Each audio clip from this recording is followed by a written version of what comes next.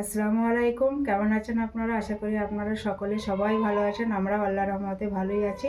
তো আজকে আমি বানাবো মৌরলা মাছের ঝাল। মৌরলা মাছের জন্য আমি এখানে কী নিয়েছি আপনাদের দেখাচ্ছি। তো এখানে আমি ফার্স্টে বলি যে এখানে নিয়েছি আমি মৌরলা মাছ ভালো করে পরিষ্কার করে লবণ দিয়ে ধুয়ে নিয়েছি। আর এখানে নিয়েছি কাঁচা লঙ্কা কুচি, পেঁয়াজ কুচি, টমেটো কুচি, বেগুন এইভাবে সরু সরু করে কেটে নিয়েছি। বন্ধুরা দেখুন, এইভাবে সরু সরু করে কেটে নিয়েছি। এখানে নিয়েছি ধনিয়া পাতা কুচি, এখানে নিয়েছি কালো জিরে, লবণ, রসুন বাটা, হলুদ গুঁড়ো, জিরা গুঁড়ো, ধনে গুঁড়ো, লঙ্কার গুঁড়ো, আর এখানে নিয়েছি সরিষার তেল। এখানে আমি কড়াই বসিয়ে দিয়েছি, কড়াইটা একটু গরম হতে দেবো। এখানে আমি কড়াই বসিয়ে দিয়েছি, দিয়ে আমি এখানে দিয়ে দেবো সরিষার তেল। ততক্ষণ আমার তেলটা গরম হতে থাক। দিয়ে দেবো এখানে আমি লবণ, হলুদের গুঁড়ো, লঙ্কার গুঁড়ো দিয়ে ভালো করে এটা মাখিয়ে নেব। তেল গরম হয়ে গেছে, এবার দিয়ে দেবো মাছগুলোকে ভালো করে ভেজে নিতে হবে।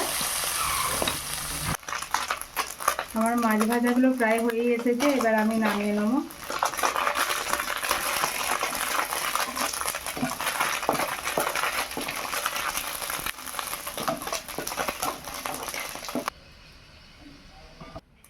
ওই একই তেলে আমি দিয়ে দেবো ফোড়নে কিছু দেবো কালো জিরে, তারপর দেবো পেঁয়াজ কুচি,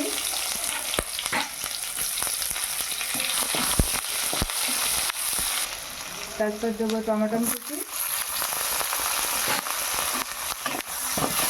ভালো করে এটাকে তেলের ওপর ভেজে নিতে হবে।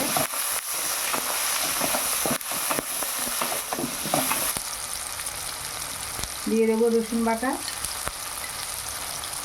পরিমাণ মতো, দিয়ে দেবো হলুদ গুঁড়ো, জিরা গুঁড়ো দেবো পরিমাণ মতো, ধনিয়া গুঁড়ো দেবো পরিমাণ মতো, লঙ্কার গুঁড়ো দেবো পরিমাণ মতো। দিয়ে এবার ভালো করে কষিয়ে নিতে হবে।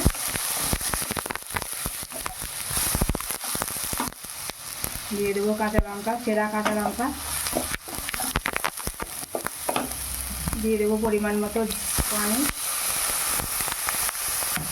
আবারও ভালো করে কষিয়ে নিতে হবে এটাকে।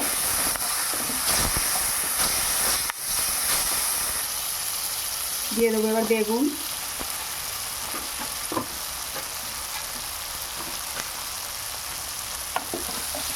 দিয়ে আবারও ভালো করে এটাকে কষিয়ে নিতে হবে।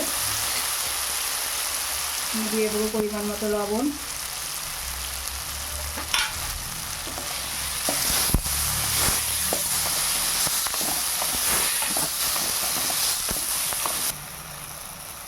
এবার দিয়ে দেবো আমি পানি।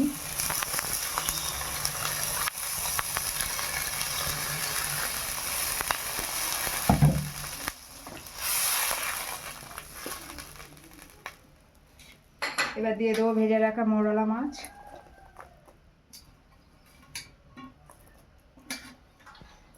এবার দিয়ে দেবো ধনিয়া পাতা কুচি।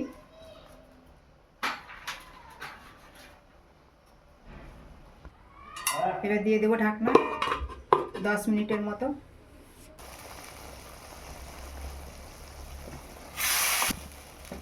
আমার মৌরলা মাছের ঝাল হয়েই গেছে। এই দেখুন বন্ধুরা, বেগুনগুলো সিদ্ধ হয়ে গেছে। এবার এটাকে আমি নামিয়ে নেব।